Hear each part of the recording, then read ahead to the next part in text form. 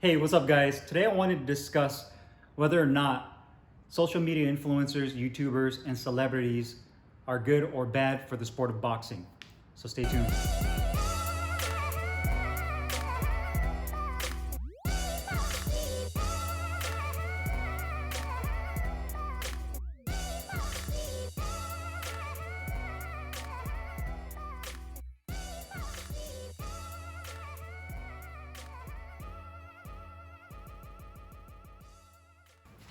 Hey, what's up, guys? Carlo here, and today I wanted to discuss a really interesting topic on whether or not this is good or bad for the sport of boxing, and that's social media influencers, YouTubers, celebrities, professional athletes like Nate Robinson getting into the sport of boxing and essentially being successful at it, at least from a financial standpoint. Now, there's generally two sides to this. There's usually the side that's like the old school. They're like, I don't want nothing to do with this. This is a disgrace to the sport of boxing. I don't even know who Jake Paul is. I don't want to know who he is. It's ridiculous. And then you have the other side that are a little bit more open-minded. Maybe they do follow them. Maybe they're more into the social media, YouTube thing.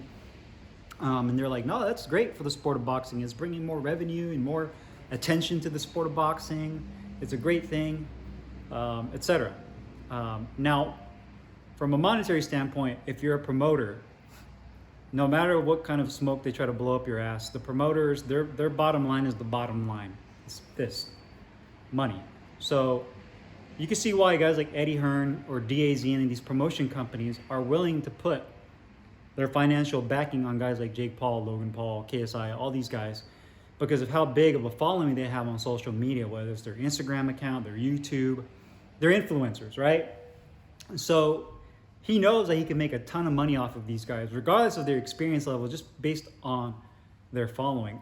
I think that does a disservice to professional boxers that have been in this sport for a long period of time, that have taken their licks over the years, that have fought in the really crappy venues, obviously the blood, sweat, and tears. And don't get me wrong, I'm not saying that Jake Paul or any Logan Paul don't put in the work. They might not. I don't know. I'm not there. I'm not watching them 24 hours a day and what they do. So I'm not going to make that assumption as far as their work ethic. But I do know that boxers that are doing this professionally, this is their life. This is what they do as their profession, just like any regular person that goes to their 9-to-5 job every day, whether they're a mailman, they're a nurse, a doctor, restaurant worker. That's essentially what a professional boxer does, except he just trains his mind and his body for this sport. He lives, breathes the sport of boxing. And so a lot of these guys are like, well, what the hell? Why is this dude who's barely been in the sport for a year or two, and I get it, he has this big social media following and everybody knows who he is, and yada, yada, yada. How is he getting all these big paydays? And I've been in this sport for 10 years, been grinding it out, and I'm not even getting a fraction of what this dude is getting paid. To me, it's really the fault of the promoters. And the reason I say that is they're allowing the social media guys. And I mean, even myself, I guess you can consider myself a YouTuber, which I am, but I'm just speaking this from how I really see it. I just speak the facts. Like, I think these guys all they see is money, right? The promoters, all they care about is the money. And they see it, and they're like, okay, I want to exploit that. For as long as I can, I'm going to use Jake Paul, Logan Paul, and as long as they have this huge following, they can make a lot of money, and I'm going to make a lot of money off of them, and I'll continue to do so. I'm going to wring this towel out until there's no more water left in this damn towel. So that, to me, is the main problem, is these guys are being allowed the exposure they're getting, and the promoters are giving them the power to do so.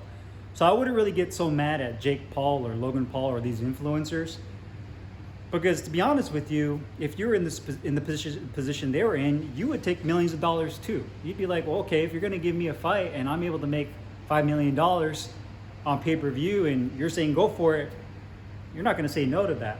But that's on the promoter. And that's the same thing with the promoter helping out these guys, these professional fighters that don't have a big name, probably don't have a huge following, but they're giving them a fair shot and bringing them along and giving them the big money fights that they deserve.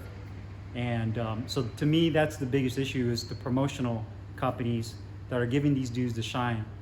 And I don't think it is good for the sport of boxing, because people that are watching these pay-per-view fights, you know, if you watch that Jake Paul, Nate Robinson fight, people weren't watching that to see boxing. They weren't watching that to see technical beauty. They weren't watching that to see the shoulder roll and Mayweather's excellent defense or Pacquiao's amazing offense. They weren't watching that. All they wanted to see was one of these two celebrities get knocked out and embarrassed on that, national TV. That's really what it was. Is they just wanted to see one of these dudes get knocked out. They know both guys have a limited skill set. I mean, Nate Robinson, that was his first professional fight. He looked like a fish out of water.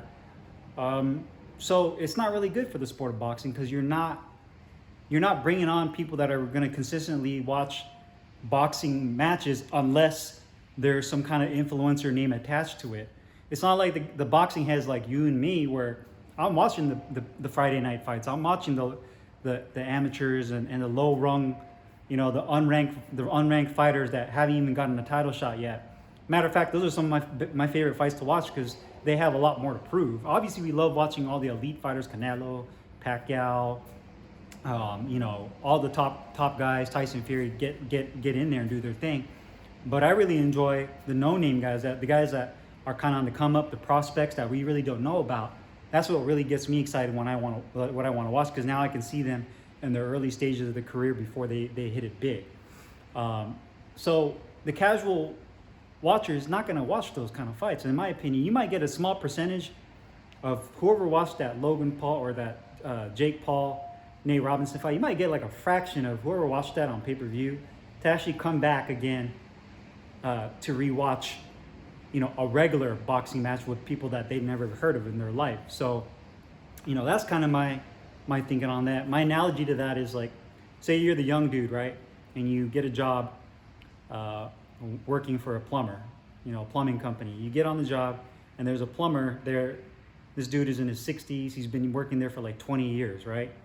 He's stuck in his own ways of doing things. He has that old school mindset. What he does works perfectly fine, and he's been doing it for 20 straight years with no issues.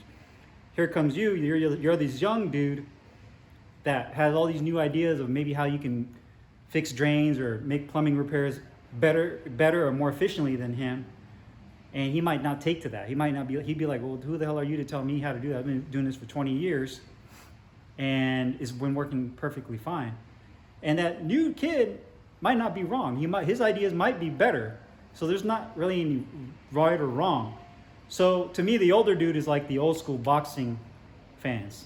Guys like myself, guys like you that may be watching, that are like, we're not used to change. We're not willing to accept change unless we know that it's one that's positive force for the sport of boxing and not a gimmick.